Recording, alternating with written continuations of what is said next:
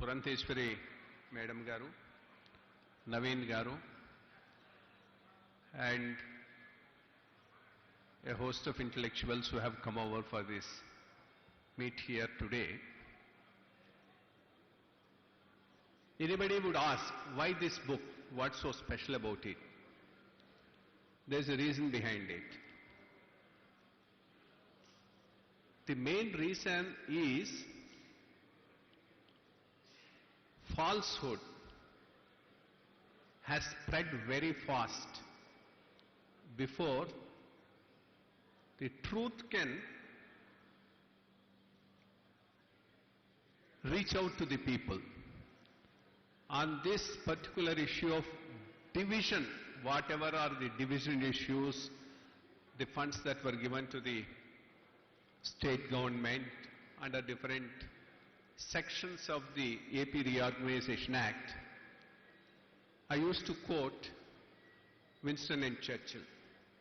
He was the one who told, before the truth can wake up and start talking, falsehood goes round the whole world.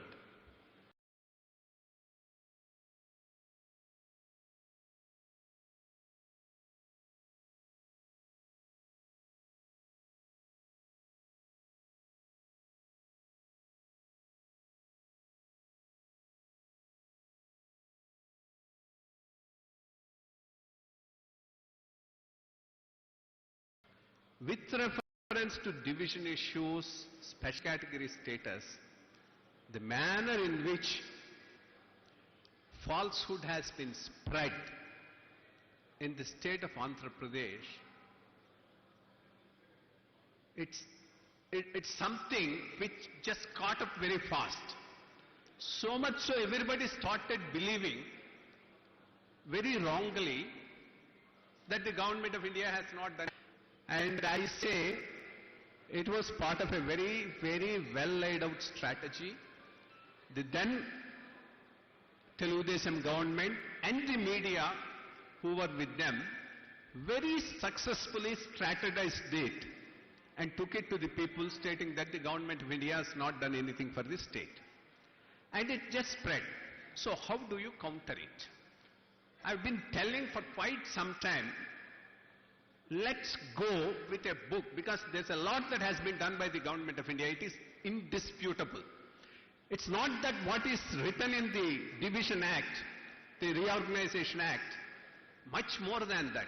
All those have been fulfilled, and further a lot more has been given to the state. All that is there on record. So let's take it to the people. Let's put it in a book form and then invite a debate and let us explain our position. That's the only way we can rebut this falsehood that has been spread so fast all over the state. That's the reason why this particular book has been brought out by the BJP, and I do take this time to thank Mr. Sutish Rambhatla, who took a lot of pains to get it through with the help of a lot of others. I would also say this pan-India BJP wave and Modi wave couldn't really go forward in the state of Andhra Pradesh only because of this reason. Because the opposition at that time was successful with the help of media to spread the falsehood that nothing has been done to the state by the central government. And this has been done in a very, very systematic manner. You go to a TV debate, people will ask, where are the 10 educational institutions? Where is the 10,000 crores for the 10 educational institutions in 2015-16? I mean, it's ridiculous. 2015-16, you start the process, maybe now it will be ready. All those educational institutions, 10 which have been announced are today functioning. All the photos have been captured and put here. The questions that were put in 2015, where are the institutions? As if it's going to happen through a magic wand within 2-3 days. That is, it took time. What was supposed to be given in 10 years was given in 5 years. The Bundelkhand package. What exactly is Bundelkhand package? Nobody knows. But still they say, Bundelkhand package was given, we have not given, 20,000 crores is yet to come. That's fully explained. All that is to come as part of the Bundelkhand package and backward area package has been fully accounted for and given to the state. And then deficit financing for the year 2014-15. I mean, just because I ask you, you should not look into the account, scrutinize it and give whatever I have asked. And if you don't give it, you have not helped the state. What type of a reasoning is this? In fact, one of the persons who very, very systematically and totally followed up all these things in Government of India, Mr. Sujana Chaudhary is also sitting here. He is fully aware of the details that were going on there. In fact, the fortunate thing is, I was the Chief Secretary also here and he was the Minister there. We tried to push as many as we could. And at the time itself I was feeling, I mean, everything is being projected in a wrong manner. Because when they say 17,600 crores need to come as the deficit financing for 2014-15, that includes what you have given as the farm labor waiver, some other thing, which have been rejected all across the country. You put it and then say you give. And when Government of India scrutinizes and says all these are not eligible for reimbursement, no, you are not helping my state. Then Polavaram, yes, it's for the Government of India to do it. You take over, you want to run, and then put the whole bills. I mean, it's equally important for this government also. And then say, don't scrutinize. I say 57,000 crores, you just give it. If you don't give it, then you are doing injustice to the state. It's not injustice to the state, injustice to these parties who want to, as Prime Minister has in one of the meetings in Andhra Pradesh has told, use it as an ATM for their purposes. So that's the type of a attitude with which most of both the governments, the earlier one as well as this one, are looking at when they are talking in terms of the assistance. I would say,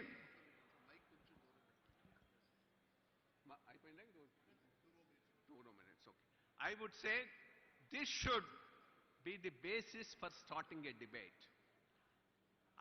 In fact, am requesting Somveer Raju Garu, in each district, let the district president call for an intellectuals meet.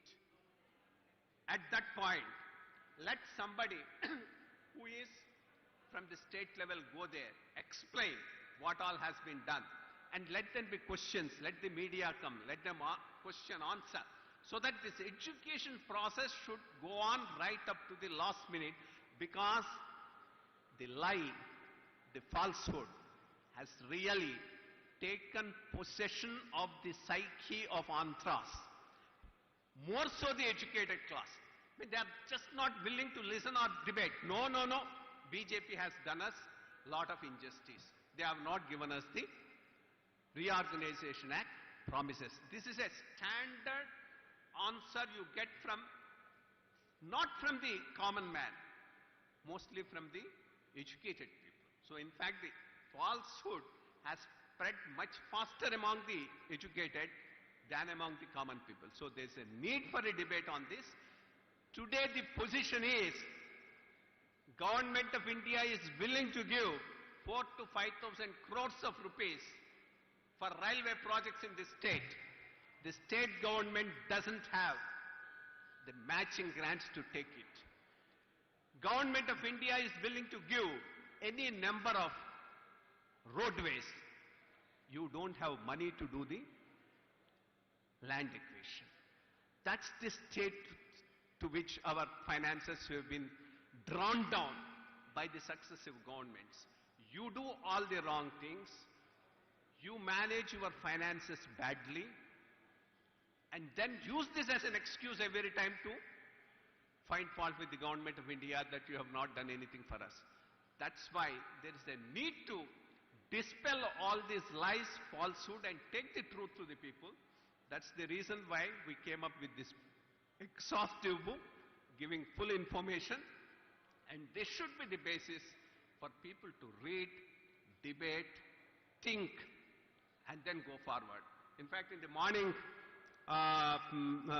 meeting, I was quoting Sri Sri and telling, the Modi wave is something like the Jagannatha Ratha Chakralu.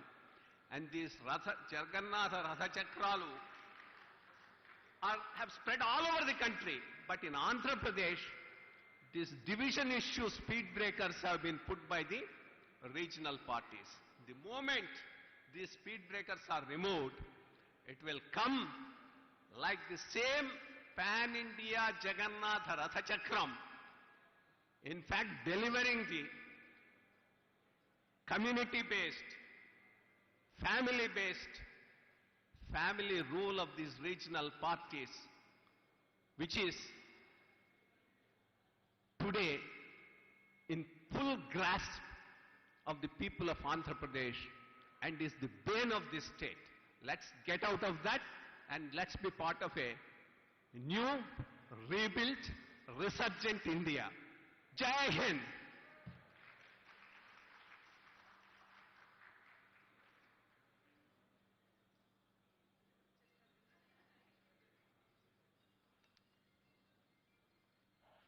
So thank you, sir, for enlightening us about the schemes being done by the central government. We are really honored. We'll be distributing your book today to all the intellectuals, sir. So, మన All India President, Sri J.P. Nadda garu వచ్చేస్తున్నారు. So, I request all the intellectuals, all the guests and all the party leaders to be seated.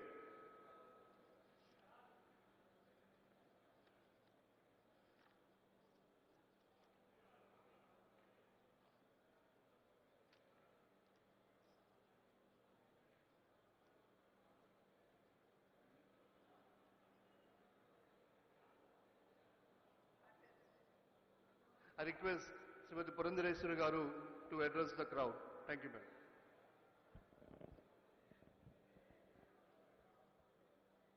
సభాయ నమః అంటూ సభ సరస్సుకు నమస్కరిస్తూ, నాది stop gap arrangement అన్నమాట. నడ్డా గారు ఇంకొక 5 నిమిషాల్లో వస్తారు కాబట్టి 5 నిమిషాలు మిమ్మల్ని ఊరికినే కూర్చోబెట్టడం ఇష్టం లేక సభాధ్యక్షులైనటువంటి సోదరులు నవీన్ గారు నన్ను వేదిక మీదకి, అంటే నన్ను పోడియం దగ్గరికి పిలవడం జరిగింది. కానీ చాలా సంతోషం, ఇవాళ విజయవాడకు సంబంధించి ఈ ప్రాంతాన్ని కొంతమేరకు ప్రభావితం చేయగలిగినటువంటి మేధావుల్ని ఈరోజు సాయంత్రం నడ్డా గారితో కల్పించాలి. భారతీయ జనతా పార్టీ ఏ విధంగా ప్రజలకి చేరువ చేయాలి అంటే, భారతీయ జనతా పార్టీ చరిత్ర కావచ్చు, సిద్ధాంతం కావచ్చు, లేదా పార్టీ స్ట్రక్చర్ అనుకోండి, లేదా భారతీయ జనతా పార్టీ నాయకత్వంలో ఉన్నటువంటి కేంద్ర ప్రభుత్వం దేశానికి చేస్తున్నటువంటి హితం, అదేవిధంగా ఓట్లతో నిమిత్తం లేకుండా ఆంధ్ర రాష్ట్రానికి అందిస్తున్నటువంటి ఆపన్న హస్తం, హక్కుగా ఆంధ్ర రాష్ట్రానికి రావాల్సినటువంటి వనరులు మాత్రమే కాకుండా అదనంగా కూడా ఏ విధంగా ఆంధ్ర రాష్ట్రాన్ని ఆదుకోవాలి అనేటువంటి ఆలోచనతోటి చేస్తున్నటువంటి పనులు, ప్రవేశపెట్టినటువంటి పథకాలు, వీటన్నింటి గురించి అవగాహన మీకు కల్పించాలి అనేటువంటి ఒక సదుద్దేశం. ఎందుకంటే చాలామందికి భారతీయ జనతా పార్టీ ప్రస్థానం కావచ్చు, భారతీయ జనతా పార్టీ సిద్ధాంతం కావచ్చు, భారతీయ జనతా పార్టీ నాయకత్వంలో ఉన్నటువంటి కేంద్ర ప్రభుత్వం చేస్తున్నటువంటి పనులు కావచ్చు, చాలా కొద్ది అవగాహన ఉన్నటువంటి నేపథ్యంలో, ఎందుకంటే ఇండియన్ నేషనల్ కాంగ్రెస్ ఏదైతే ఉందో ది గ్రాండ్ ఓల్డ్ పార్టీ అని చెప్పి అంటారు. 130-140 సంవత్సరాల చరిత్ర కలిగినటువంటి పార్టీ అని చెప్పి ప్రజలందరూ కూడా చెప్తూ ఉంటారు. మనకి స్వాతంత్రం వచ్చిన నాటి నుండి కూడా ఒక 75 సంవత్సరాల్లో దగ్గర దగ్గర ఒక 65 సంవత్సరాల వరకు కూడా దేశాన్ని పాలించినటువంటి నేపథ్యంలో చాలా మందికి ద గ్రాండ్ ఓల్డ్ పార్టీ పట్ల అవగాహన ఉండటం అనేది సర్వసాధారణం, సహజం కూడా. అయితే భారతీయ జనతా పార్టీ తన ప్రస్థానాన్ని 1980వ సంవత్సరంలో ప్రారంభించడం జరిగింది. 1980వ సంవత్సరంలో భారతీయ జనతా పార్టీగా మార్పు చెందినటువంటి జనసంఘ్ తన ప్రస్థానాన్ని 1950 సంవత్సరంలో ప్రారంభిస్తే ఆ జనసంఘ్ తర్వాత కాలక్రమేణా పరిణితి చెందుతూ 1980వ సంవత్సరంలో భారతీయ జనతా పార్టీగా ముందుకు వచ్చినటువంటి నేపథ్యం కనుక చాలా మందికి భారతీయ జనతా పార్టీ పట్ల అంత అవగాహన ఉంటుంది అని ఆశించడం కూడా ఒక రకంగా అతిశయోక్తి అవుతుందని చెప్పి నేను భావిస్తాను. అయితే ఇవాళ చూసినట్లయితే భారతీయ జనతా పార్టీ 1980 సంవత్సరంలో ప్రారంభించినటువంటి తన ప్రస్థానం కేవలం 2 పార్లమెంట్ సభ్యులతోటి ప్రారంభం చేయటం జరిగింది. ఇవాళ 303 భారతీయ జనతా పార్టీకి చెందినటువంటి పార్లమెంట్ సభ్యుల నేపథ్యం ఇవాళ మన దేశంలో చూస్తున్నాం. అంటే 2తో ప్రారంభమైనటువంటి ప్రస్థానం ఇవాళ 303 పార్లమెంట్ సభ్యుల్ని గెలిపించుకునే స్థాయికి భారతీయ జనతా పార్టీ ఎదగటం జరిగింది. అయితే ఈ ప్రస్థానం చాలా సజావుగా సాగిపోయింది అని చెప్పి భావించడం కూడా చాలా తప్పు. ఎన్నో ఒడిదుడుకుల్ని ఎదుర్కొంటూ ఎన్నో సవాళ్ళని అధిగమిస్తూ ఇవాళ భారతీయ జనతా పార్టీ ఈ స్థాయికి రావడం జరిగింది. ఎందరో మహానుభావులు 1980వ సంవత్సరంలో నిజంగా భారతీయ జనతా పార్టీ ఈ దేశ పగ్గాలు చేపట్టగలదు అనేటువంటి నమ్మకం, విశ్వాసం లేకపోయినా తమ జీవితాన్ని సంపూర్ణంగా భారతీయ జనతా పార్టీకి అంకితం చేసినటువంటి విషయాన్ని ఇక్కడ ఎవరూ కూడా మర్చిపోరానటువంటి విషయం. నేను కొత్తగా పార్టీలోకి 2014వ సంవత్సరంలో వచ్చినప్పుడు భారతీయ జనతా పార్టీలోకి చాలా మంది ఇక్కడ ఉన్నటువంటి సీనియర్ నేతలు, నాయకులు వారందరూ భారతీయ జనతా పార్టీకి జీవితాన్ని అర్పించినటువంటి మహానుభావుల సంగతి వారు మాకందరికీ కూడా వివరించి చెప్పడం జరిగింది. శ్యామాప్రసాద్ ముఖర్జీ గారు, దీన్ దయాళ్ ఉపాధ్యాయ గారు, మరి సుందర్ సింగ్ భండారీ గారు, అటల్ బిహారీ వాజ్పేయి గారు, లాల్ కిషన్ అద్వానీ గారు, వీరందరూ కూడా వారికి అసలు నమ్మకం లేదు, ఎప్పటికైనా సరే భారతీయ జనతా పార్టీ దేశాన్ని పాలించే స్థాయికి ఎదగలదు అనేటువంటి నమ్మకం వారెవరికీ లేదు. అయినా జీవితాల్ని పార్టీకి అర్పితం చేశారు. వీరి గురించి చెప్తున్నటువంటి సందర్భంలో నాకు మనసుకి బాగా హత్తుకున్నటువంటి మహనీయుడు సుందర్ సింగ్ భండారీ గారు. అప్పట్లో పెద్దలు చెప్పినటువంటి మాట ఏమిటంటే, సుందర్ సింగ్ భండారీ గారి దగ్గర ఒక వాహనం కూడా లేనటువంటి సందర్భంలో సైకిల్ తొక్కుకుంటూ వేలాది కిలోమీటర్లు తిరుగుతూ పార్టీ కోసం వారు ప్రచారం చేసినటువంటి విషయాన్ని కథలుగా వారు చెప్పేటువంటి వారు. అన్ని వేల కిలోమీటర్లు సైకిల్ తొక్కడం వలన ఒక రకంగా వారి కాళ్ళు కూడా వంకరపోయాయి అని చెప్పి వారు చెప్పినటువంటి విషయం. అప్పట్లో భారతీయ జనతా పార్టీ అందరికీ ఆమోదయోగ్యం కానటువంటి నేపథ్యం కాబట్టి ఎక్కడికన్నా ఏ ఊరికన్నా వెళ్ళి ఒకవేళ అక్కడ ఆకలి వేసినట్లయితే భారతీయ జనతా పార్టీ సభ్యులకి భోజనం కూడా పెట్టనటువంటి పరిస్థితి ఆ రోజుల్లో ఉండేది. అటువంటి నేపథ్యంలో భోజనం దొరకదేమో అనేటువంటి భావనతోటి సుందర్ సింగ్ భండారీ గారు చపాతీలు చేసుకుని వాటిని ఎండలో ఎండబెట్టి తునకలుగా ముక్కలుగా చేసుకుని డబ్బాలో పెట్టుకుని వెళ్ళేవారట. ఆకలేసిన దగ్గర వాటిని నీళ్లలో నానబెట్టి ఆ నానినటువంటి చపాతీ ముక్కలు వారు తిని కడుపు నింపుకునేవారట. అంతటి సమర్పిత భావంతో, అంకిత భావంతో ఆనాడు ఆ మహనీయులు ఆ రకంగా ఆత్మ బలిదానం ఇస్తూ పార్టీకి సేవ చేశారు. కాబట్టే ఇవాళ వారి బలిదానాన్ని పునాది చేసుకుని భారతీయ జనతా పార్టీ ఈ స్థాయికి రాగలిగింది, నిలబడింది అని చెప్పడం అనేది ఇది సత్యదూరం కాదు, అతిశయోక్తి అంతకన్నా కాదు. ఇవాళ ఈ స్థాయికి వచ్చాం. అనేక సందర్భాల్లో చెప్పుకుంటూ ఉంటాం భారతీయ జనతా పార్టీ అన్ని రాజకీయ పార్టీల కంటే భిన్నమైన పార్టీ అని చెప్పి చాలా సందర్భాల్లో చెప్పుకుంటూ ఉంటాం. ప్రశ్న, ఏ రకంగా మీరు భిన్నమైన పార్టీ అని? ప్రధానంగా మీరు చూసినట్లయితే పొద్దున నడ్డా గారు చాలా వివరంగా చెప్పారు. జమ్మూ కాశ్మీర్ దగ్గర నుండి కింద ఉన్నటువంటి తమిళనాడు వరకు కూడా ఆ రాష్ట్రాలన్నింటినీ కూడా పాలించినటువంటి పార్టీలు తండ్రి కొడుకులు కావచ్చు, తండ్రి కూతుళ్ళు కావచ్చు, లేకపోతే అత్త మేనల్లుడు కావచ్చు, ఈ రకమైనటువంటి కుటుంబ నేపథ్యంతో కొనసాగినటువంటి పార్టీలు రాష్ట్రాలన్నింటినీ కూడా ఏలాయి. కానీ భారతీయ జనతా పార్టీలో ఎక్కడా కూడా కుటుంబ నేపథ్యం అనేది మనకు కనపడదు. ఇవాళ ఒక సాధారణమైనటువంటి పేద కుటుంబం నుండి వచ్చినటువంటి టీ అమ్ముకున్నటువంటి ఒక సాధారణమైన కార్యకర్త దేశ ప్రధాని అయ్యాడు అని అంటే అది ఒక్క భారతీయ జనతా పార్టీలోనే అది సాధ్యపడుతుంది. అదేవిధంగా ఒక పేద సాధారణమైనటువంటి వ్యవసాయ కుటుంబం నుండి వచ్చినటువంటి ఒక సాధారణమైనటువంటి కార్యకర్త దేశ ఉప రాష్ట్రపతి అయ్యారు అని అంటే అది ఒక్క భారతీయ జనతా పార్టీలోనే సాధ్యపడుతుంది. మన వెంకయ్య నాయుడు గారు ఇవాళ మన రాష్ట్రపతి గారిని చూసినట్లయితే ఒక నిమ్న కులానికి చెందినటువంటి ఒక పేద కుటుంబం నుండి వచ్చినటువంటి రామ్నాథ్ కోవింద్ గారు. అది కేవలం భారతీయ జనతా పార్టీలో మాత్రమే సాధ్యపడుతుంది. జాతీయ అధ్యక్షులు నడ్డా గారు వేదికని సమీపించినటువంటి సందర్భంలో వారిని వేదిక మీదకి ఆహ్వానిస్తూ వారు మాట్లాడతారు.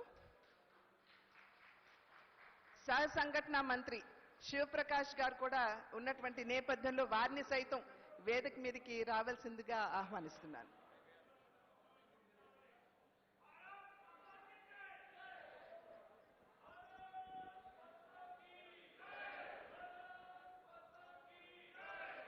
So, All India Bharatiya Janata Party President, Mr. Nadda ji garu vacharu. I welcome him to our intellectual meeting and I welcome him onto the stage, sir. I request Dhriti to give him a flower and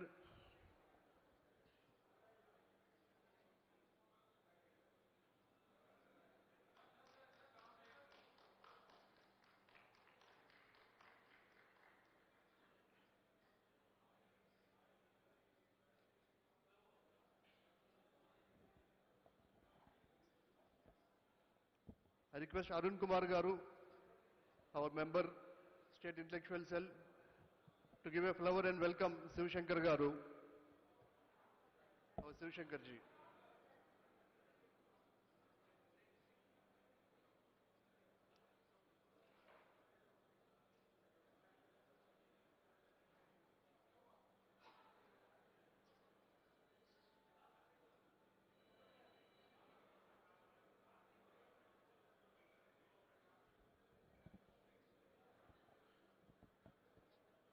Now I request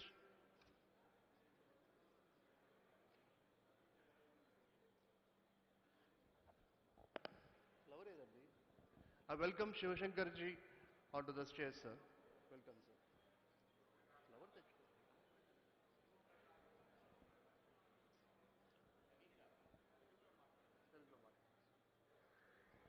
Sir, ఇప్పుడు సభను ప్రారంభిద్దాం. వందే మాతర గీతంతో మనం సభను ప్రారంభిద్దాం. అందరినీ కూడా లేచి నిలబడాల్సిందిగా కోరుతున్నాను for the Vande Mataram.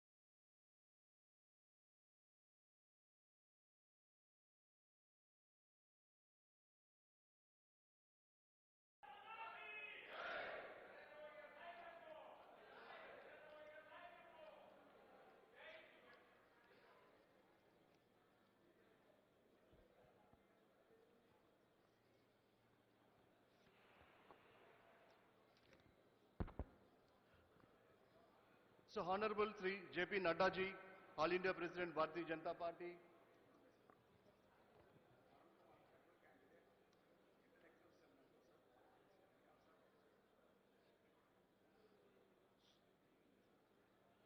Honorable Sri J.P. Nadda ji, All India President of Bharatiya Janata Party. Respected Sri Somu Viraj Garu, President of the Bharatiya Janata Party, Andhra Pradesh State. Dignitaries on the dais, intellectuals, invitees, media friends, ladies and gentlemen. This is my first opportunity to welcome Sri Nadda ji, and I humbly believe this will be a stepping stone for achieving new challenges in our state. The intellectual cell is meeting very frequently at various places as per the advice and guidance given to me by the leaders to propagate the very role of the intellectuals in strengthening the Bharatiya Janata Party and taking its objectives and welfare measures to the general public and create awareness amongst the common people on the various welfare measures taken up under the able leadership of Sri Narendra Modi ji, our beloved Prime Minister of India. Today's topic, Seva, Sushashan and Garib Kalyan, is not new to anyone, as everyone witnessed personally how Modi ji transformed this country within a short span of 8 years towards service, good governance and upliftment of the poor. Seva is not concerned to one area or field. Seva in a larger perspective is witnessed in the country for the first time. Good governance is visible everywhere and people have recognized and experienced the fruits of this good governance. That is why today, in the eyes of the people, the Bharatiya Janata Party, BJP, means Balai Janata Ki Pehchan. There is no doubt in the job of that. Our government has and is striving tirelessly to make India an important global power and a better country for all its citizens. Still, we need to strengthen further to reach the ultimate, and this is possible when we get motivated towards the very objectives of BJP and the Government of India. Let us join hands together on this occasion and take an oath to contribute ourselves to the BJP party and strengthen the hands of Modi ji, who is a great visionary and highly intellectual leader for the upliftment of our nation at large. As a convener of intellectual cell of Andhra Pradesh, I sincerely feel that it is more on the shoulders of the intellectuals to take up the successful activities taken up so far by the Modi ji government to the common man and make him realize his transformation in terms of earning, leading a dignified life and living in a corruption-free nation. The various schemes taken up all these 8 years are primarily meant to uplift the poor and enhance the standard of living. In fact, no leader in the country so far focused so minutely to create dignity of life and global respect. India has been playing a very constructive role in safeguarding its dignity and decorum at the international forum at every stage, and world leaders have recognized India as an upcoming superpower at every sphere. This is possible only with our great leaders at the national level under the able guidance of Modi ji. I am hopeful that we shall together strive hard under the leadership of Modi ji and advice and guidance of Nadda ji and Somu Viraj Garu and other leaders to play our role as an intellectuals to apply mind and strengthen the BJP for the betterment of the nation. Sir, today we welcome you for the intellectual meeting of Vijayawada under the Andhra Pradesh Intellectual Cell. So I am pleased to introduce you that so many intellectuals have attended this meeting. So I recognize the North Indian Association who have attended the meeting, the IMA President, Secretary and the Finance Secretary and all the doctors of the IMA of the Vijayawada and the Guntur districts have been present today. Then so I would like to, the past district governors of Rotary and the Rotarians of Vijayawada and the socialites of Vijayawada have also attended the meeting for the BJP intellectual cell meeting. Then Vijayawada Hotels Association Secretary Mr. Sanjay Jain and their committee have attended. State Prachara Karyakartas and have also been attending. The Rajasthan Association, under the leadership of Balakrishna Loya Garu, have also attended the meeting. Vijayawada Brahmin Samaj Association, under the leadership of Mr. Gopal Sharma. Agarwal Association President, Mr. Omji, and the Agarwal Associations have been here. AP Private Schools Associations have been here. AP Nursing Homes Association President Secretary are also present at this place, sir. And many High Court and Supreme Court advocates have also been present here. And also Chartered Accountants, P. Subbarayadu Garu and his team are also been here, sir. And Petroleum Association Unions, Private Petroleum Association Unions also been here. And Mahila Morcha Karyakartal Kuda have been attending this. And I'm proud to say, sir, we have received many calls from so many people voluntarily that they would like to attend the intellectual cell program under the leadership of Mr. Nadda ji, and they have come up voluntarily to attend this function at a short notice. So I thank you all of them, sir. Thank you and Jai Hind.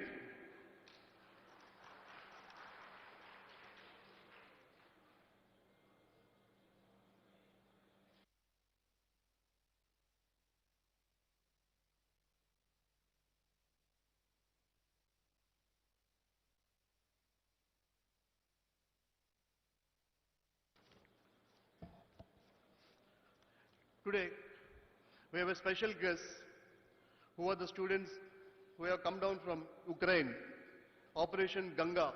They have been flown to India safely, and they would like to, under the able the leadership of Modi ji, they have been benefited and they could come to India lively. So they would like to thank Nadda ji Garu and Prime Minister Modi Garu, and they would like to give the small memento. I request all the students, please come on to the dais.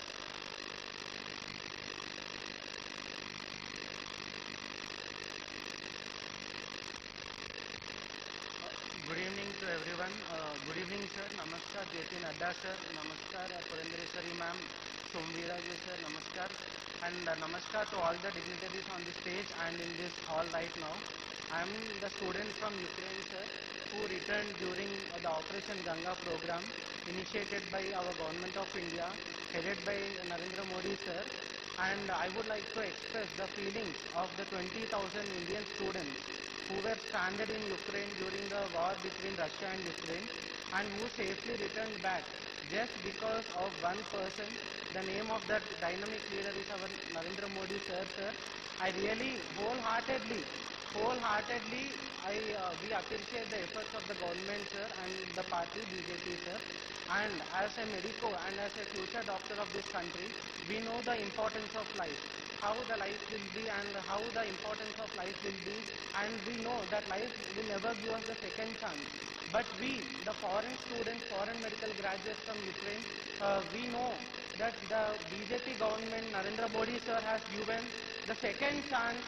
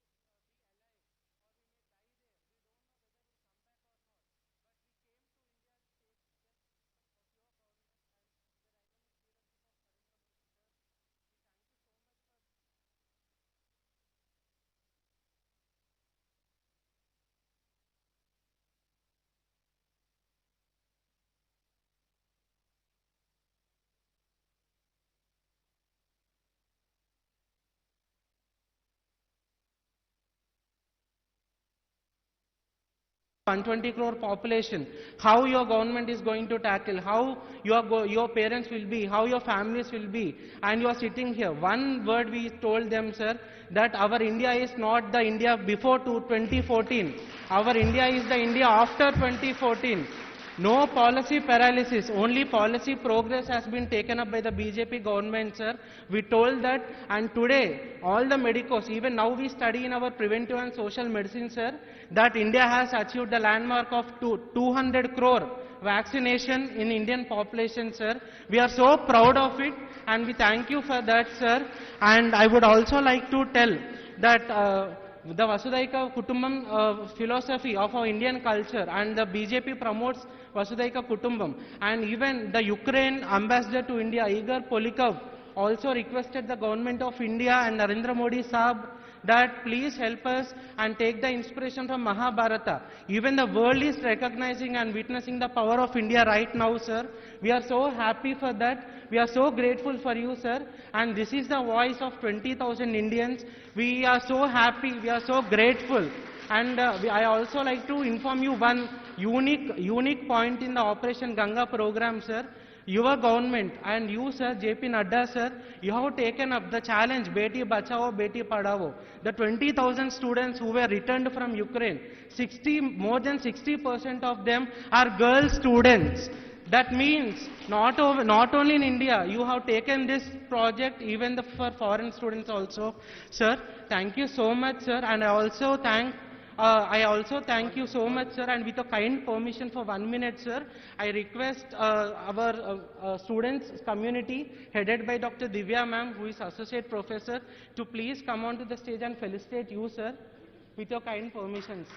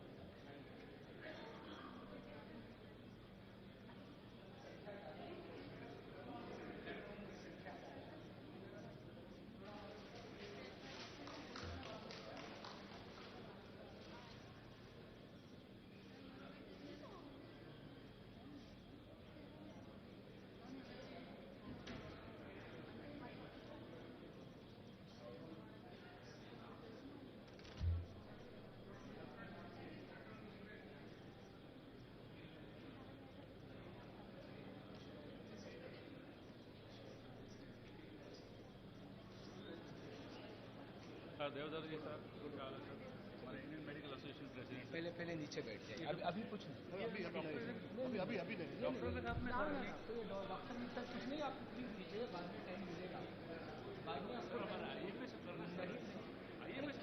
इसीलिए बोल रहा हूँ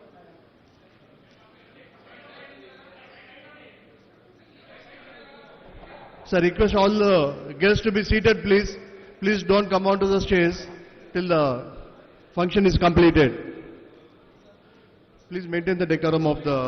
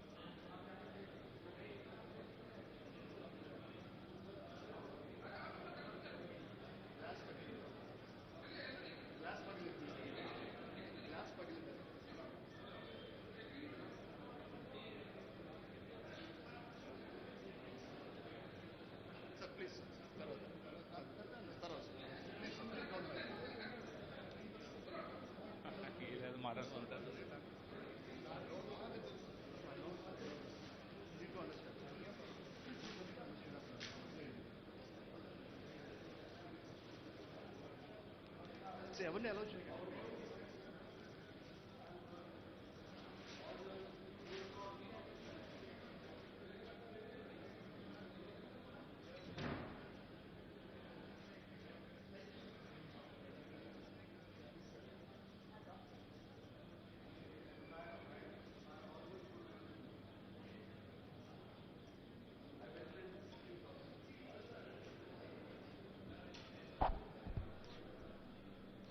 Now I request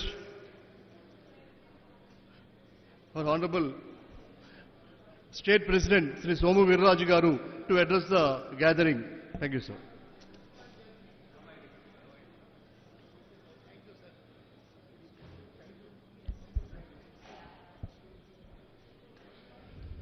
వేదిక మీద ఉన్న పెద్దలు అఖిల భారత BJP అధ్యక్షులు రాజ్యసభ సభ్యులు శ్రీ జేపీ నడ్డా గారు, కేంద్ర మాజీ మంత్రివర్యులు బీజేపీ జాతీయ ప్రధాన కార్యదర్శి శ్రీమతి పురంధరేశ్వర్ గారు, భారతీయ జనతా పార్టీ సహ సంఘటన మంత్రివర్యులు అఖిల భారత శ్రీ శివప్రకాష్ జీ, ఐవీఆర్ కృష్ణారావు గారు, ఇంటెలెక్చువల్ సెల్ కన్వీనర్ డాక్టర్ గారు, ఈ సమావేశంలో అనేక మంది డాక్టర్స్, చార్టర్డ్ అకౌంట్స్,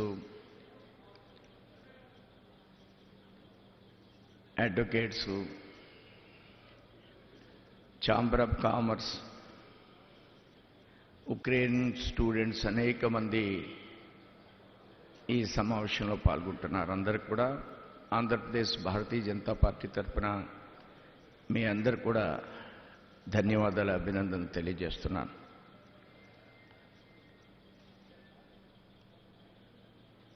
భారతదేశంలో మోడీ గారు 14 నుంచి ఇప్పటి వరకు ఆంధ్రప్రదేశ్ రాష్ట్రంలో అనేక రకాలైనటువంటి ఆలోచనతో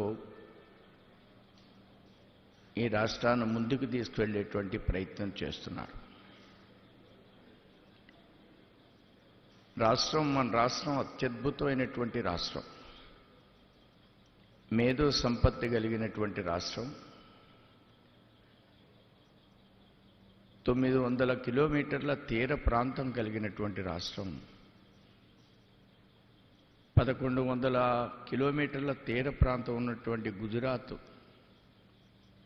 ఈవేళ భారతదేశంలో అన్ని రాష్ట్రాల కంటే మోడీ గారు గుజరాత్ ముఖ్యమంత్రి అయిన తర్వాత అత్యద్భుతంగా అభివృద్ధి సాధించింది.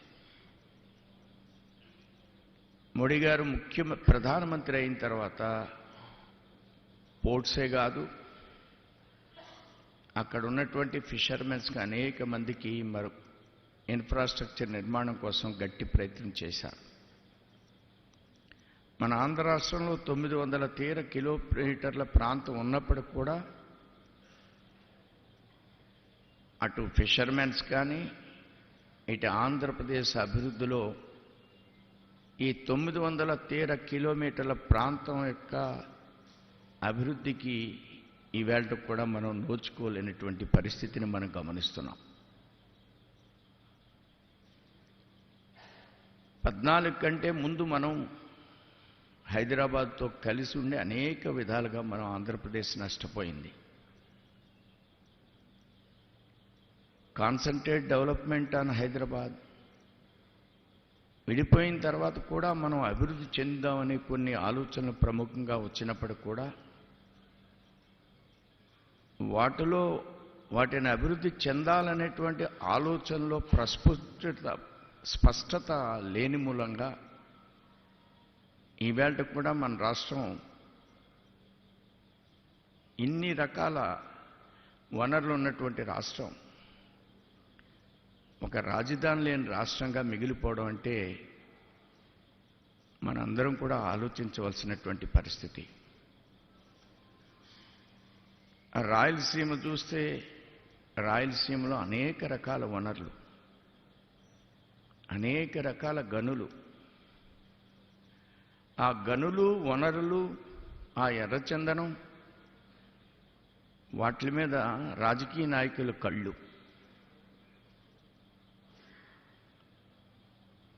మన ప్రాంతంలో ఎక్కడ చూసినా సరే, ఒంగోలు చూడండి, శ్రీకాకుళంలో చూడండి, అనేక రకాలైనటువంటి వనరులు ఉన్నాయి. అవన్నీ ప్రజాపరం కావడం లేదు. ఈ రాజకీయ వ్యవస్థలో ప్రజాపరం కాకుండా అవి ప్రజల పరం అయితే ఆర్థికంగా మన రాష్ట్రం ఎంతో ముందుకు వెళ్ళడానికి అవకాశం ఉండే పరిస్థితుల నుంచి ఆర్థికంగా అవినీతికరమైనటువంటి ఆలోచనతో అప్పులు పాలయ్యేటువంటి పరిస్థితి. ఇది మన రాష్ట్రంలో ఉన్నటువంటి రాజకీయ అంతరంగమైనటువంటి పరిస్థితి. కానీ గుజరాత్ అభివృద్ధి చెందిన తర్వాత గుజరాత్లో ఇప్పటి వరకు భారతీయ జనతా పార్టీ సుమారుగా 20 సంవత్సరాల నుంచి అధికారంలో ఉంది. సుమారుగా 20 సంవత్సరాల నుంచి అధికారంలో ఉంది. కారణం ప్రజలకు తెలిసి ఎవరు అభివృద్ధి చేస్తారనేది.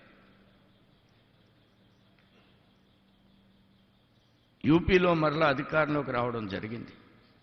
అనేకమైన రాష్ట్రాల్లో మరలా అధికారంలోకి వస్తున్నాం. అంటే ఇది రాజకీయ పార్టీగా భారతీయ జనతా పార్టీ ఘనతగా నేను పేర్కోవడం లేదు. మీ అందరూ కూడా భారతదేశం ఒక అద్భుతమైనటువంటి దేశం, ప్రపంచ దేశాలను ఎప్పటికైనా శాసించేటువంటి దేశం. ఈ దేశాన్ని ఇంకా కూడా ముందుకు తీసుకెళ్లాలనేటువంటి తపన భారతీయ జనతా పార్టీ అందుకే స్థాపింపబడింది. భారతీయ జనతా పార్టీ ఎవరినో ప్రధానమంత్రులు చేయడానికి కానీ ఎవరినో ముఖ్యమంత్రులు చేయడానికి కానీ భారతీయ జనతా పార్టీ దేశంలో ఏర్పడలేదు.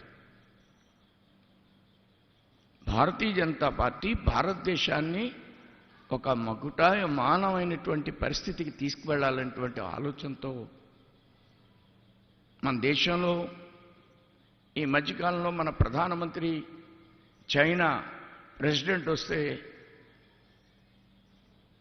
వారిని మెడ్రాస్లో ఒక దేవాలయాన్ని చూపించారు.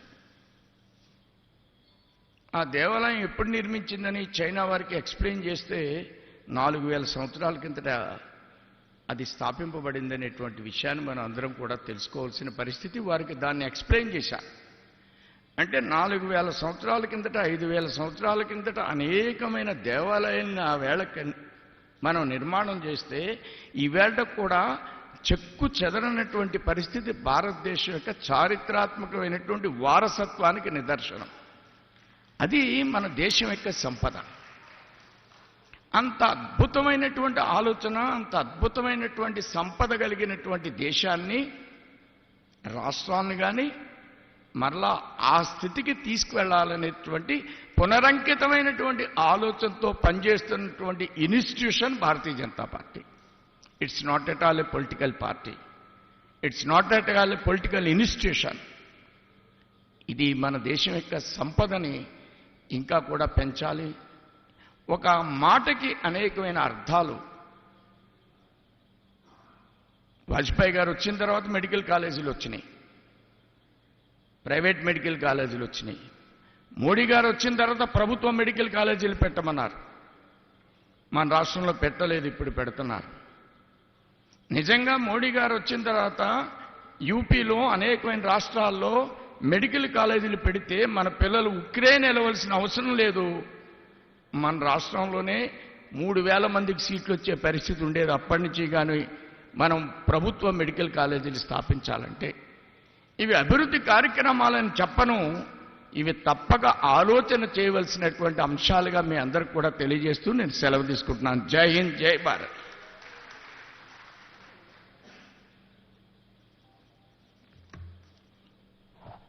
Thank you so much, sir. I recognize Chamber of Commerce President Vakalagadda Bhaskar Rao garu also. Thank you for coming, Andy. So I request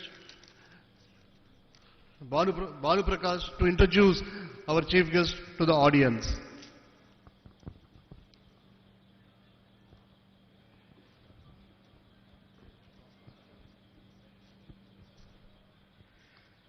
Jagat Prakash Nadda ji, Shri Jagat Prakash Nadda ji. जगत माने विश, प्रकाश माने lighting. He is a great personality who is going to spread over the lighting to the entire world and is born on this motherland. And I'm very much thankful, and I'm showing my pranamams to his mother and father, Srimati Krishna Nadda ji or Naren Lal Nadda ji.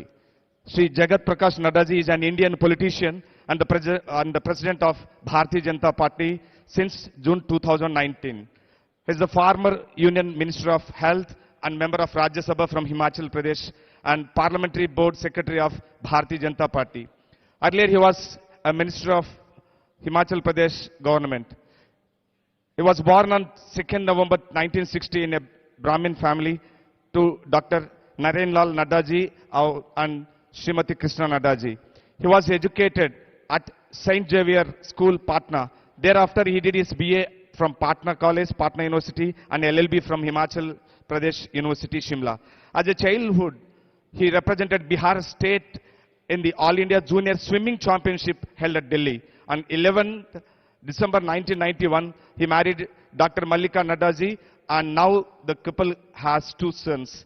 His mother-in-law is a former Lok Sabha member of Parliament, that is Parliament, Srimati Jayashree Banerjee ji. And his political career, 1993 to 98, 1998 to 2003, and 2007 to 2012, he was elected as the member of Himachal Pradesh Legislative Assembly, that is 3 terms. 1994 to 98, he was a leader for Bharatiya Janata Party, Himachal Pradesh Legislative Assembly, and 1998 to 2003, he was the Cabinet Minister for Health and Family Welfare and Parliamentary Affairs of Himachal Pradesh Government.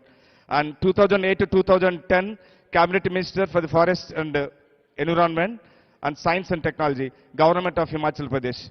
And in April 2012, he was elected to Rajya Sabha.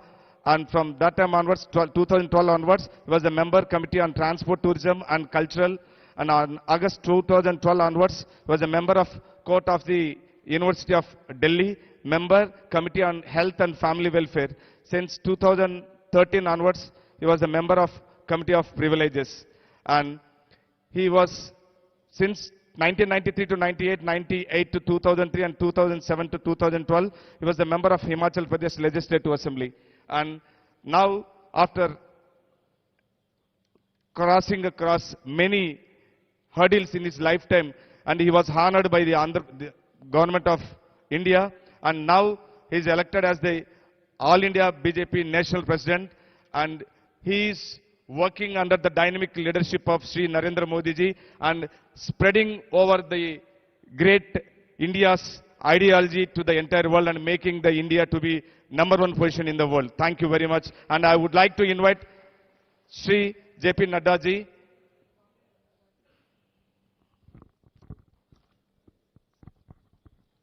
So the most awaited time of this event, I request the All India President of BJP, National President, Sri Nadda ji, to address the gathering.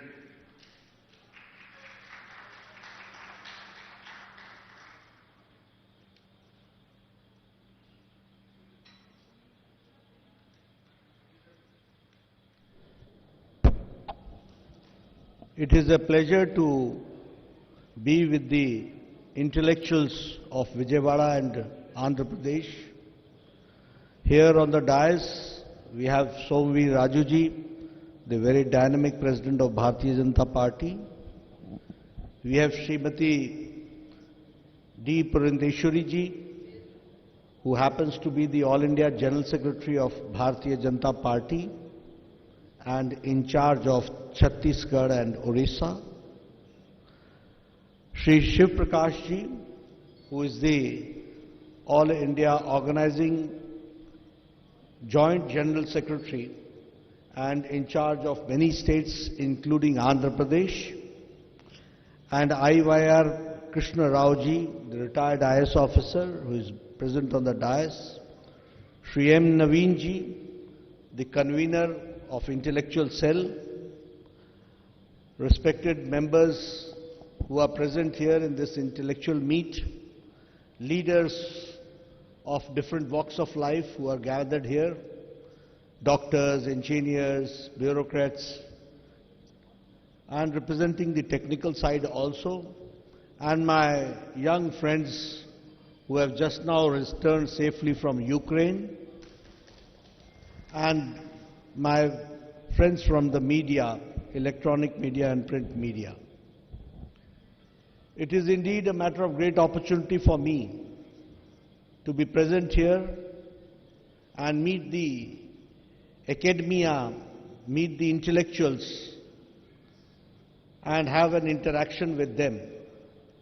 This gives me a lot of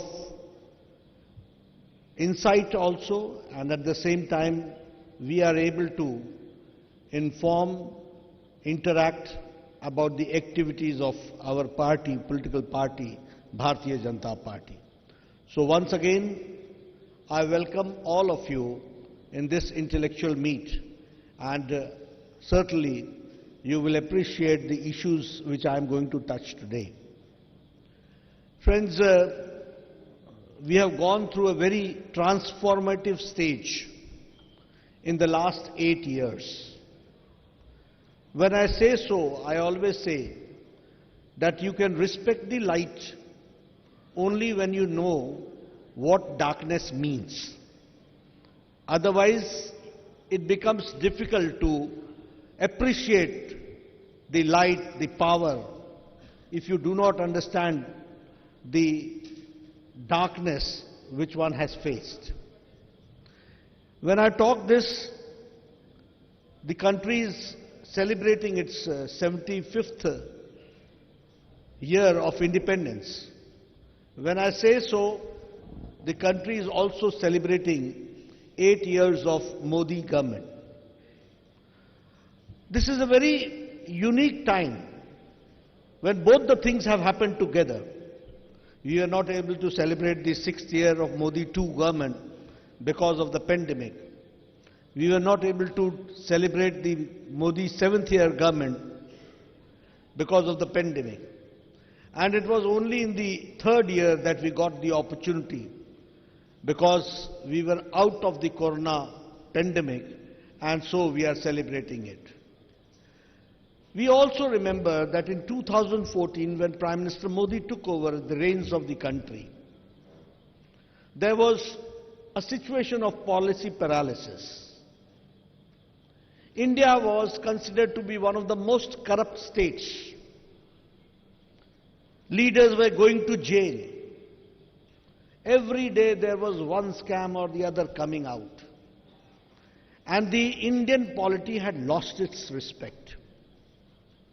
And the people at large were of the opinion that nothing can change. ये तो ऐसा ही चलेगा, नेता ऐसा ही होता है, राजनीतिक दल ऐसे ही होते हैं, कुछ नहीं बदलने वाला है. This was the mindset at that point of time of the people. But today, after 8 years of Modi government, we can say with proud that Modi hai to mumkin hai, Modi hai to parivartan hai. This is the mindset. And I'm not exaggerating. I will give you the examples right from, with all statistics, only to prove that how a difference has come and how this difference is there. When we talk about the journey of 8 years, it is a journey of development. It is a journey of change. It is a journey of change in the political culture of the country. It is a change which has taken place where we can say that the administration, the government works, and it is a government which is responsive. It is a responsible government. It is a proactive government. And it is a government which responds on the first call. That we can say with pride. And when I say so, I also say that Prime Minister Modi has changed the political culture of the country. The country was known for dynastic rules. The country was known for dynastic parties. The country was known for polarization. The country was known for vote bank politics. The country was known for casteism. The country was known for corruption. The country was known for appeasement. Today, after 8 years, we can say with confidence that dynastic parties have been shown their place. We can say with confidence that casteism has been sidelined, and we can say with confidence that Modi government is zero tolerant towards corruption and no appeasement, justice to all and appeasement to none. This is the change which has taken place. And now this is a government which represents all sections of the society. It is a government which represents all caste, creed, color, sex, gender. It is a government, and it is the opportunity for everybody, rich or poor. Everybody is to get a similar type of opportunity to grow and empower. That has been the change which has taken place. It has been under his leadership that villages have been taken care.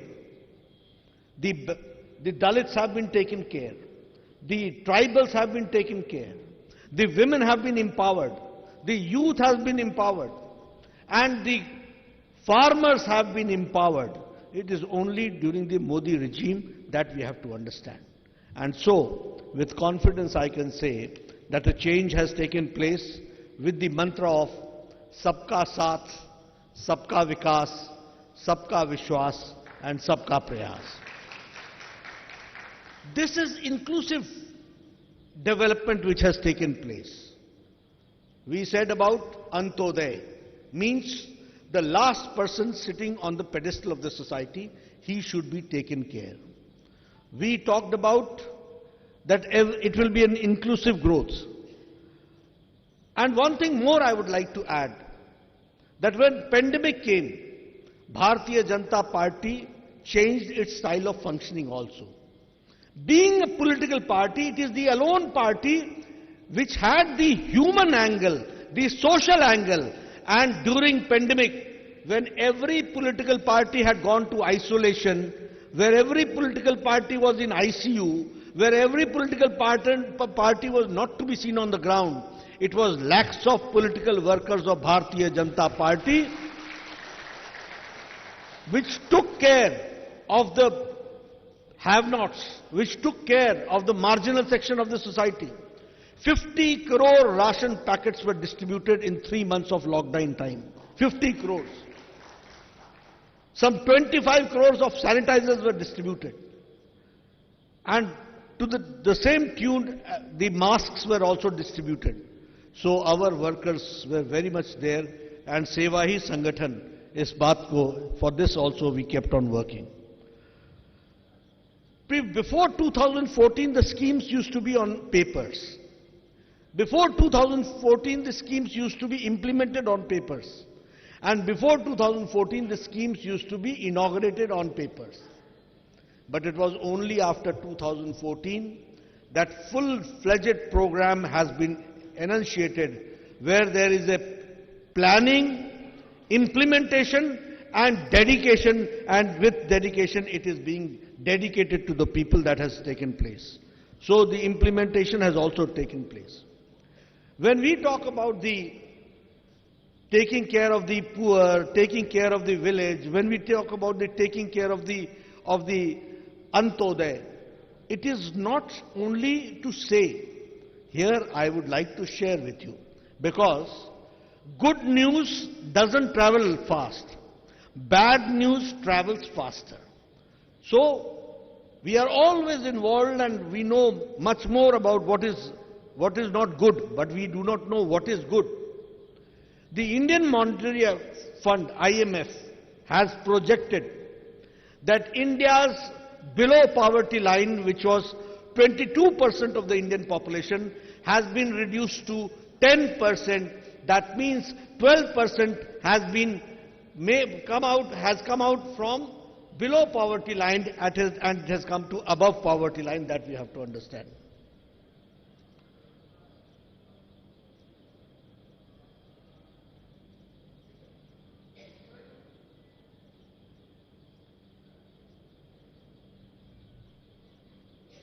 So below poverty line has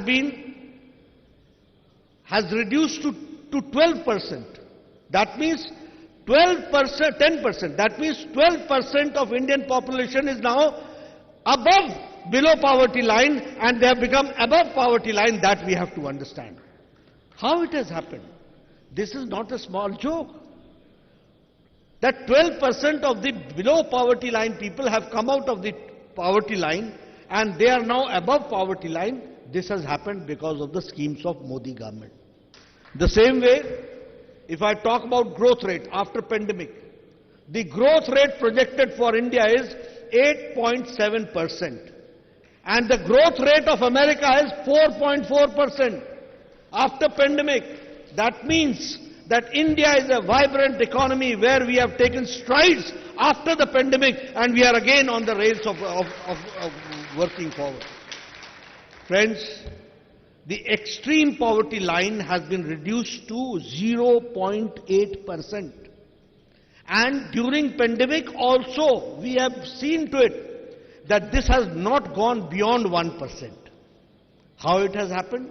It has happened because of the economic growth and the development which has taken place. And I would like to put some figures before you. The foreign exchange reserves in India was $300 billion in 2014. Now it is $600 billion which we have. It has doubled. The foreign reserves has doubled. The same way, in 2014, till 2014, India had 637,000 primary schools. And in 8 years' time, India under Modi's regime has created 653,000 primary schools. Means 60 years overcome by 7 years or 8 years of Modi government. That we have to understand. The average income in 2014 per annum average income per annum was 79,000 per annum. Today it is 1,50,000 per annum per capita income. The same way, if I talk about the average per person's, as I said, it was 79,000, now it is 1,50,000. Now the production of the food grains, it was in 2025, it was 255 million metric tons. Now it is 316 plus 06 million metric tons. This is the change. If I talk about the exports, India has done in the last fiscal March, India has done, it has crossed $400 billion export, $418 billion, and this is only in merchandise. I am not including the service sector. If I include the service sector, the India's export is crossing $625 billion, that we have to understand. I am giving you the figures. These are the changes. The same way, if I talk about the food grains, as I said that it was 316. If I talk about the exports, if I talk about the agricultural exports, it is 23% increase. And the agriculture budget has increased by 10 times. In 2013-14, the agriculture budget was 23,000 crores. And today, the agriculture budget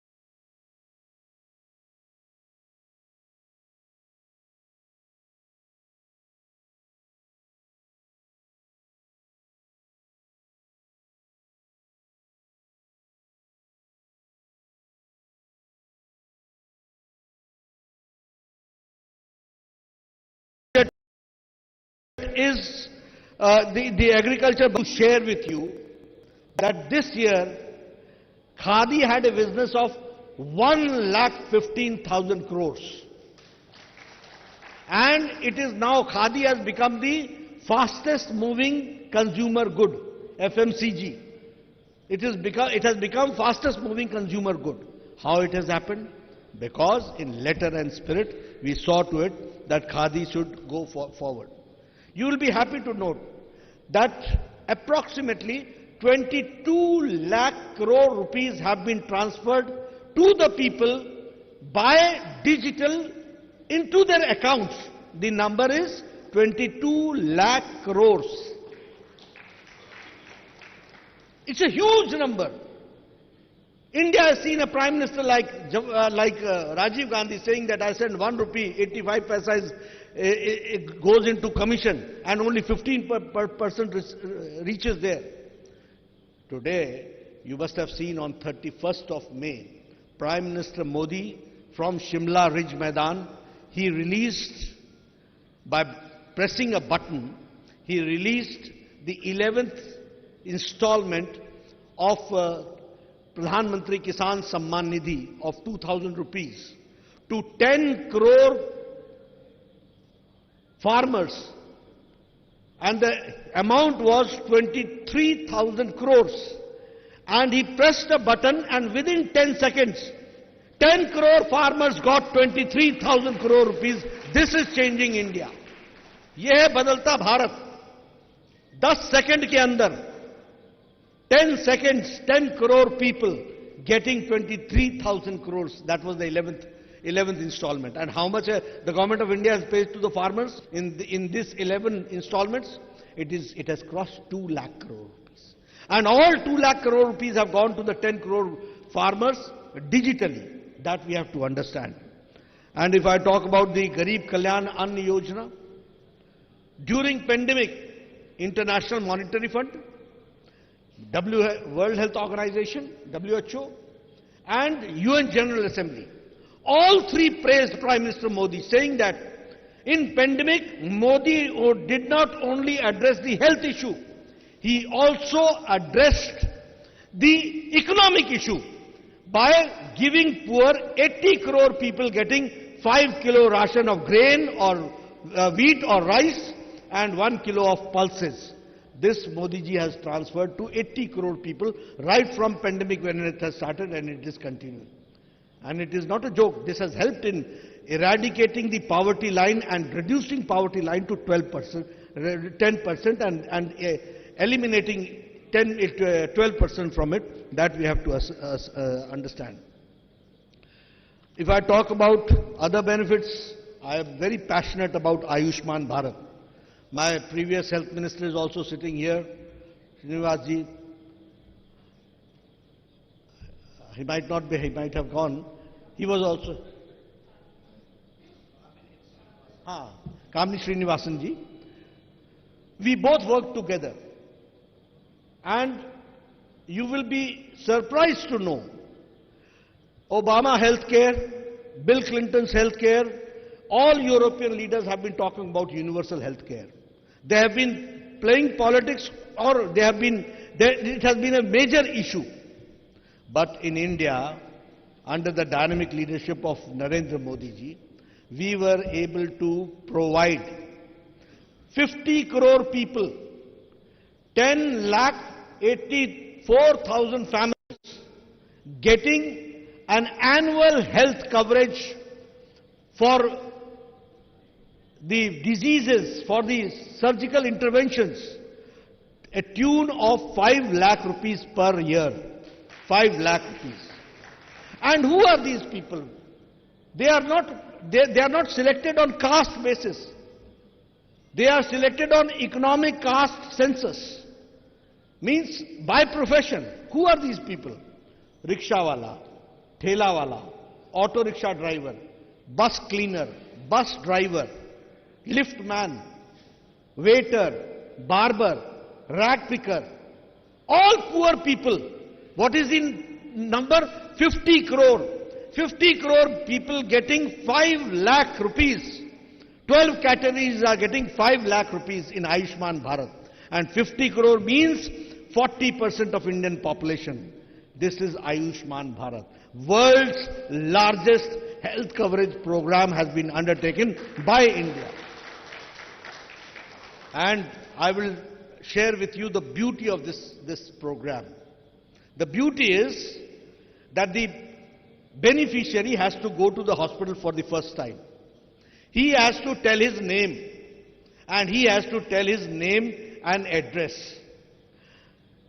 The computer will tell that who are your family members.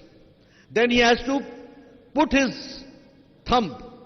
The moment he puts his thumb, he gets the health card. And in health card, it is plainly written that these are your fathers, he's your father, he's your brother, your sister. They are eligible, and you have got a 5 lakh health card which is here. After that, you need not have even the card. Your thumb will work, and wherever in any hospital you go, you will put the thumb in the machine and it will tell you that this year you have used 20,000, now in your account is 4,80,000 is there, you can use it for your health coverage. And another beauty of this program, that is why I said that India has become digital. Why I say so? For example, if a person of Andhra Pradesh facing cancer or having cancer goes to Tata Cancer Hospital, Mumbai, and he gets operated or chemotherapy or radiotherapy, whatever intervention is done, the money does not come to Andhra Pradesh. It goes straight to Tata Cancer Hospital, Memorial Hospital, right digitally, and the cash is, it is a cashless transaction which takes place. And how many people have benefited out of it? 3 crore people have benefited, and 23,000 crore rupees have been spent on this. This is the change which has taken place, which we have to understand. Could we ever imagine that farmer will get a pension? Could we ever imagine that ordinary person without doing any service will get a pension? In Atal Pension Yojana, 2 crore people are the beneficiaries, and they are getting 3,000 per month as their pension. This is the change. Can you ever think what is our... Modi ji always talked about scale, skill and speed. I was a MLA in 1994, 95, 96, 98, 2007, I was MLA. My BDO used to come to me and, Nadda ji, tell me 2 people in your panchayat who can get Indira Awas Yojana. This was the speed.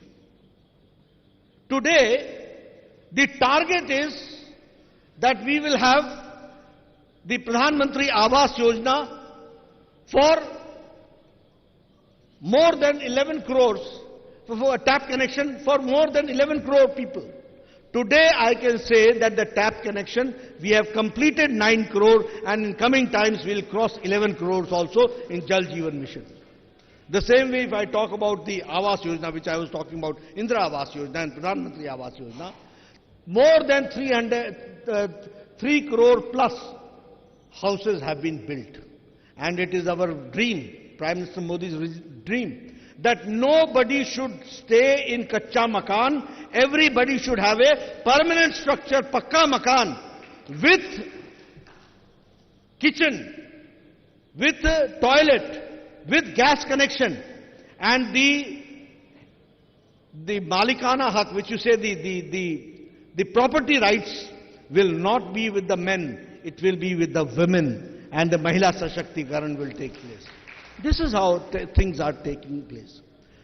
2 crore 81 lakh per houses have been given, has been electrified. That means in this country, more than 2 crore 81 lakh people were without electricity. 18,000 villages were without electricity. In Ujala Yojana, in Ujjwala, in Saubhagya Yojana, everybody has been provided. The same way, 9 crore women have been given the Ujjwala connection. Now, Ujjwala connection is not only Ujjwala connection, it is women empowerment. It is women empowerment because when they used to cook with the smoke chulha, they used to inhale in their lungs worth 200 cigarettes per day. Imagine the condition of the lungs of our sisters. Here you are doctors, you can well understand that the disease of lungs and tuberculosis used to take place. But now, within 5 minutes they use the lighter and they cook, and within half an hour they are free from the kitchen. This is the women empowerment which we have to understand. If I talk about the toilets, I remember Ram Manohar Lohia had said in the parliament that I feel ashamed that women have to go for their natural needs into the fields. And it said in 66 and 2014, nobody took care.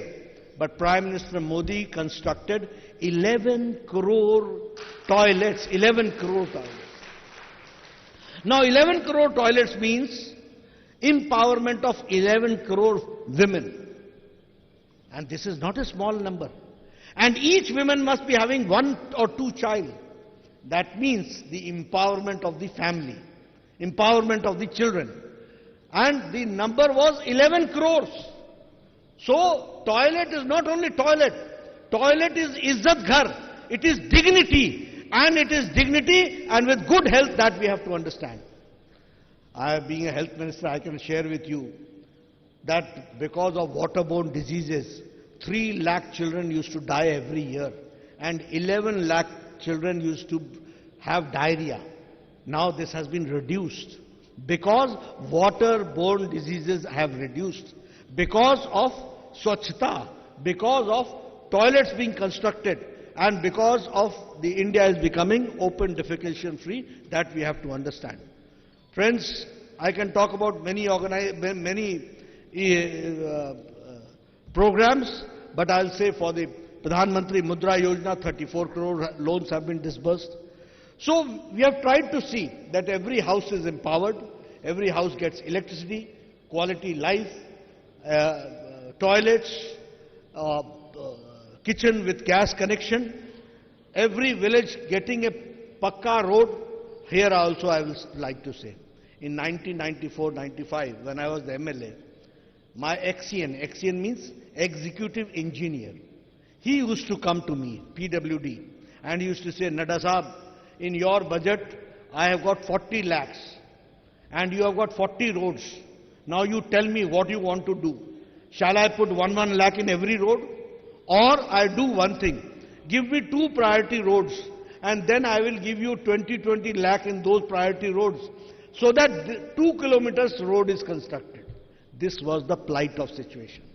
But when Atal Bihari Vajpayee came, and later Prime Minister Modi took care, Pradhan Mantri Gramin Sadak Yojana came, and in Vajpayee regime, 3 lakh villages were given all-weather road, and during Prime Minister Modi's regime, 6 lakh villages were having the all-weather road, tarred road.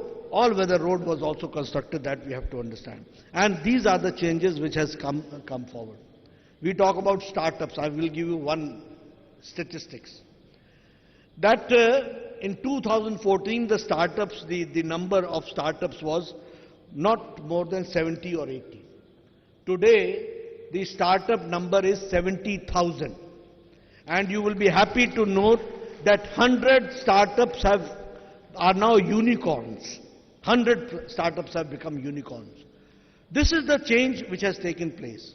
We have given a special place to women, giving them security at the workplace, giving support to the self-help groups, permanent commission of the women in army, in defense services, giving them permanent commission, giving them mudra loans, Sukanya Samriddhi Yojana, PM Samarthya Yojana, safety maternity assurance. Now, many people may not know because you do not represent that poor section of the society. But India's health ministry has taken care that any woman who conceives, right from conception to delivery, and after delivery, 5 years of immunization of the child, everything is taken care by Government of India Health Ministry. Every surgical intervention and every checkup is free of cost. That is how we have tried to see that the Women Dignity and Maternity Assurance scheme works, and that is something which is worth appreciating, which has been taken in safety maternity assurance. If I talk about the initiatives for making women self-reliant, many schemes have come out. And if we talk about the farmers, during pandemic, 1 lakh crore are being spent through FPOs, Farmers Producers Organization, for the agricultural infrastructure. So in coming times, that is also going to take place. India, certainly, you see, you have been talking about, there were some ideological issues. Bharatiya Janata Party, which was previously Bharatiya Jansangh, had decided that we will abrogate 370. But we were not able to do it. But today, with your support, Article 370 has been abrogated, and for the first time, Panchayat elections have taken place in Jammu Kashmir. This is the change which has taken place. This is the change which is taking place. The same way, if we talk about the issues related to our culture, Bhavya Kashi, Divya Kashi, if you talk about the renovation of Kedarnath Dham, that has taken place, Buddha circuit, other circuits, that is also being taken care, Kashi circuit, Ramayana circuit, Mahabharat circuit, Buddha circuit, all these have been taken care. Even for the Dalits, the schemes which have been introduced in the last 8 years is remarkable. And I would also like to say that people have always talked about Ambedkar, but nobody took care of Ambedkar. It was Prime Minister Modi who saw to it that Panch Tirth, the 5 memorials should be there. The Diksha ground at Nagpur, the other place in Mau, then in Mumbai, then in London, and then in Delhi. So Panch Tirth was also brought into existence during Prime Minister Modi's regime. This I would like to say. Friends, I can give you n number of issues which Prime Minister Modi's initiative have taken place, and it is pro-responsive and pro. But I'll talk only about 2 things now. I, being a health minister, I would like to share with you that the medicine for measles took 27 years to come to India. The medicine for chicken pox and smallpox took 20 years to come to India. The pulse polio drops took 30 years to come to India for pulse polio program. For tetanus, it took 28 years to reach the vaccination of tetanus in India. And you will be shocked to know that Japanese encephalitis, Japani bukhar, it took 100 years to reach the vaccination here in India. And that too, it reached. The Japanese encephalitis vaccination was very much available in the Japanese market in 906.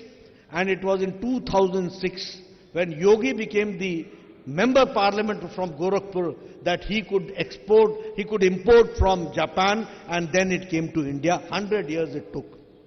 Nobody was there to take care.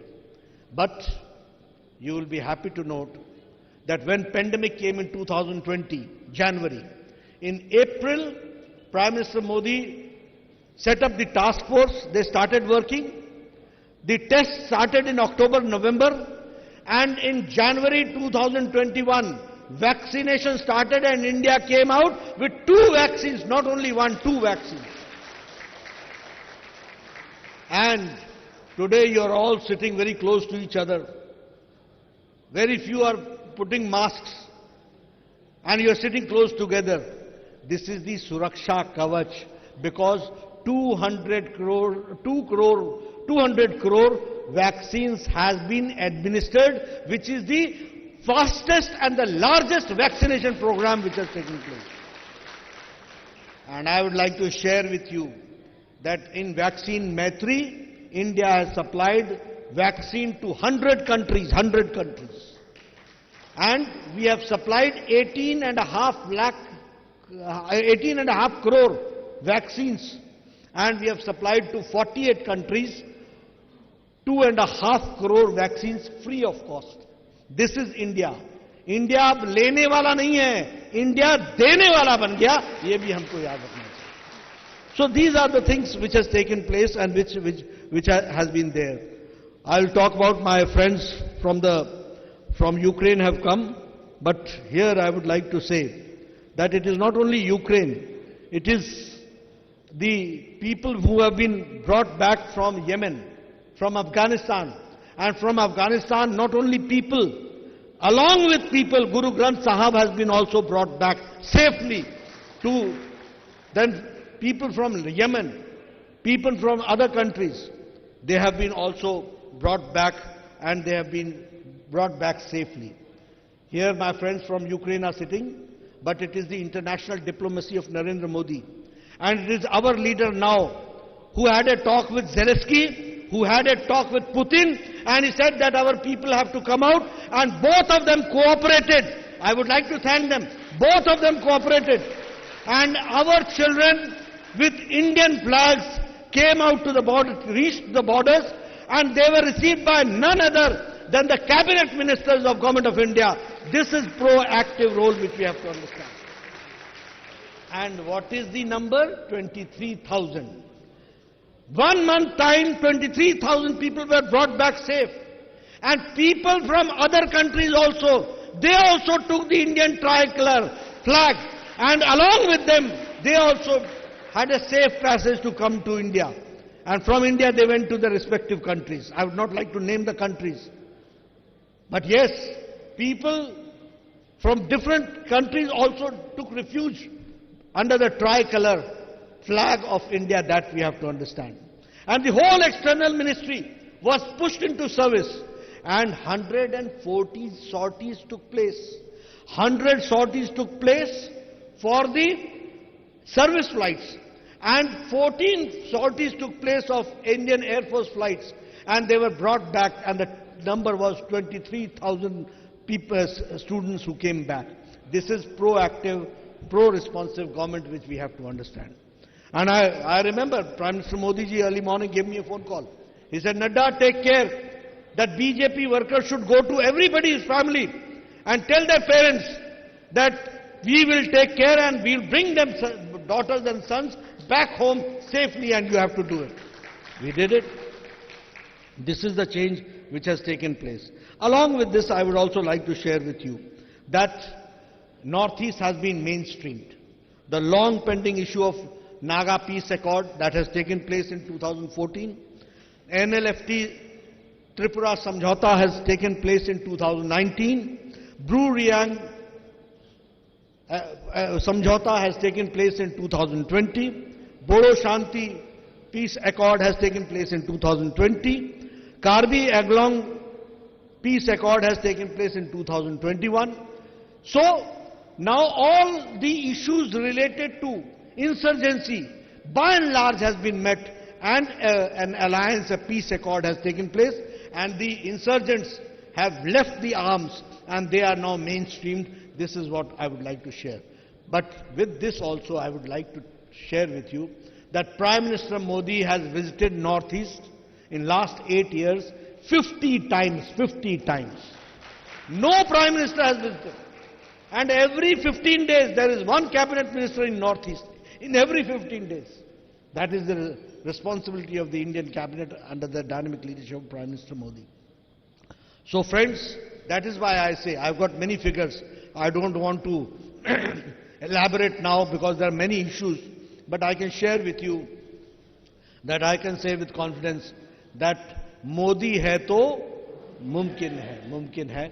There is a change which has taken place and we are going forward, and we want that such fruit should bear here also in Andhra Pradesh. And so in coming times, Andhra Pradesh will also be mainstreamed and we will see our Kamal coming up. That is, I would like to request from the academia, from the intelligentsia to take care. You have given me a very patient hearing. I would not like to take your much time. Thank you very much for hearing me. Thank you. So thank you so much, sir. Now there's a Herculean task in front of our intellectual cell to take all the schemes into the public. I hope all the intellectuals will take them forward. So now I request you to accept a small felicitation from the intellectual cell. Nadda ji, there is a daughter of Andhra Pradesh. Her name is Padmavati. She has made a beautiful painting, to nahi bol sakte usko, one frame with rice grains. A to Z schemes of Narendra Modi ji. A to Z schemes of Narendra Modi ji. 110 schemes of Narendra Modi ji, beautiful design with rice grain. So she wants to present it to you. आगे आइए.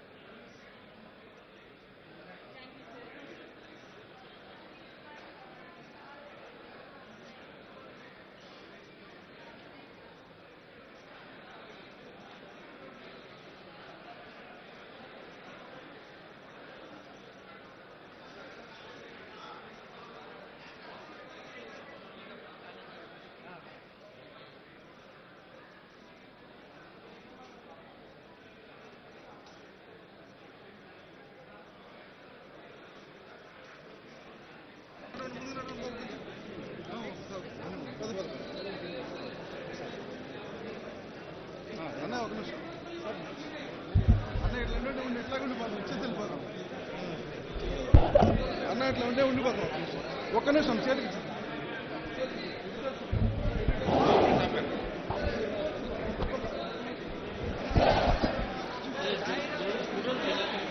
గౌతమ్ గారు అని చెప్పు.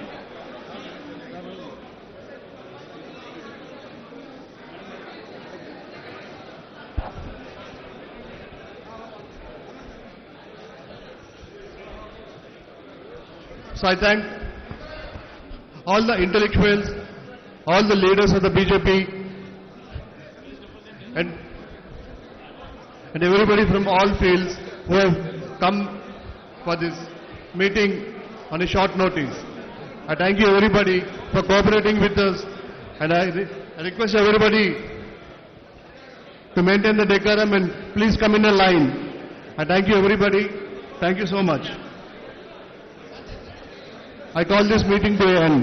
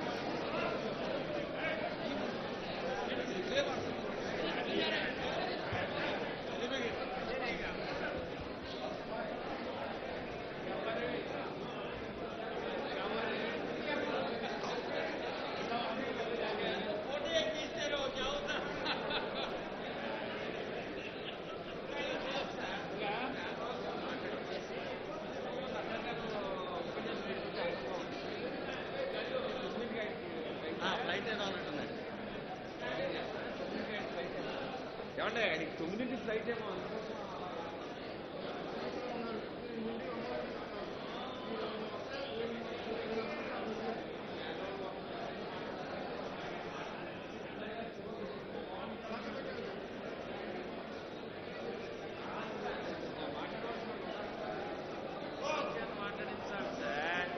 బాబాయ్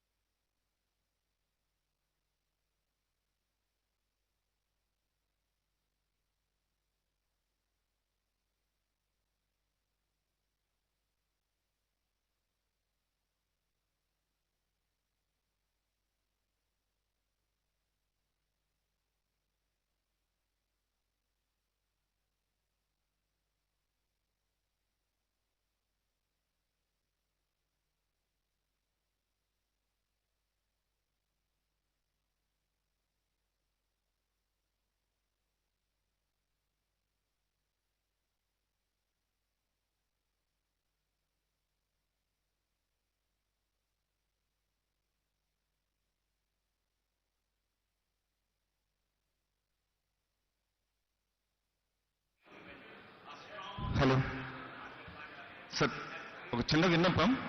desk ఈ పక్క ఉన్నటువంటి సోఫాలు పార్టీకి సంబంధించినటువంటి పార్లమెంట్ సభ్యులు ఆక్యుపేషన్ ఉంటుంది. దయచేసి ప్లీజ్ కొంచెం ఖాళీ చేయాల్సిందిగా కోరుచున్నాను. సార్ ప్లీజ్ కొంచెం వెనక్కు. సార్ అందరూ కూడా దయచేసి ఎవరు కూడా నిలబడకుండా అందరూ కూడా వేదిక ముందున్నటువంటి చైర్స్ లో అందరూ కూర్చోవాల్సిందిగా కోరుచున్నాం. సార్ ప్లీజ్ దయచేసి I request all the participants of this important session of intellectuals meeting which is organized by the intellectual cell of Bharatiya Janata Party Andhra Pradesh. Please be seated in your respective chairs.